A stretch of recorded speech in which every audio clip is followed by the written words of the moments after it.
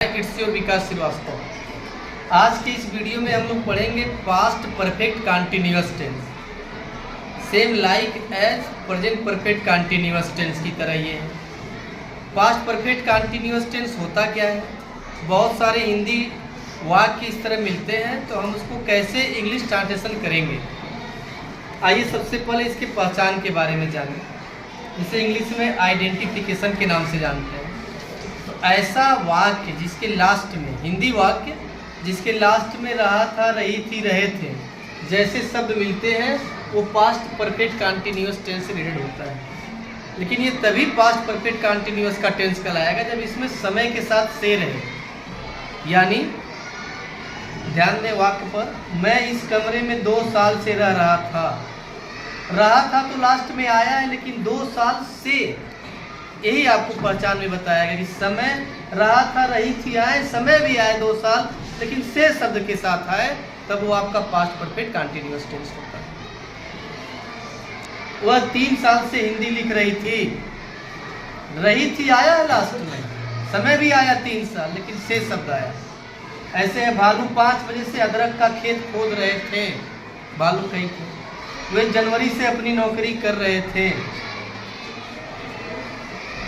या भालू है ये तीसरा वाक्य, भालू 5 बजे से अदरक का खेत खोद रहा था, अकेले एक बार, और वो जनवरी से अपनी नौकरी छोड़ रहे थे। जितने यहाँ टेंस लिखे गए हैं, सेंटेंस लिखे गए हैं, वाक्य सबके लास्ट में रहा था, रही थी है, और समय भी है से शब्द के साथ। ऐसे हम पहचानेंगे कि ये पास्ट परफेक्ट कंटिन्यूअस का टेंस है। आइए टेंस पहचानने के बाद हम यह जाने इसमें कौन सा नियम लगेगा, कैसे इसके वाक्य को बनाएंगे। तो रूल जो है इसका, चाहे सिंगुलर हो चाहे प्लूरल सब्जेक्ट हो, कोई भी करता हो, सबके साथ आप कॉमन हेल्पिंग वर्ब लगाते हैं, हैड बीन, और जहाँ भी रहा, रही, थे हो या गे हो या है, सबके साथ वर्ब की फर्स्ट फॉर्म में आईएनजी जोड़ते हैं। इसमें से शब्द की अंग्रेजी अलग से बनती है सिंस और फार। सिंस वहाँ लगता है जहाँ समय निश्चित हो, फार वहाँ लगता है जहाँ समय अनिश्चित हो। कब समय निश्चित होता है, कब अनिश्चित, ये भी जान लें। 2 घंटा कह दिया गया तो अनिश्चित में जाएगा, वहाँ हम फार लगाएंगे। जब वही घंटा के बजाय बजे कह दिया जाए तो आपका फिक्स समय में आता है, वहाँ सिंस लगाते हैं। ऐसे 3 दिन कह दिया जाए तो अनिश्चित माना जाएगा, फार लगाएंगे। दिन का नाम लिख दे सोमवार तो निश्चित हो गया। 5 साल 4 साल कह दिया जाए अनिश्चित होगा, वही साल का नाम लिख दिया जाए 2012, 2024, 1920 तो निश्चित यानी सिंस की कैटेगरी में जाएगा। और भी निश्चित में आता है सुबह, रात, सप्ताह, इन सब के साथ अब भी हो गए सिंस, नाउ, इन सब के साथ सिंस लगता है। अब इनके रूल्स कैसे बनाएंगे टेंस? पहले आप सब्जेक्ट को लिखेंगे, सारे सब्जेक्ट के साथ हैड बीन, वर्ब की फर्स्ट फॉर्म में ING, object since object for plus time.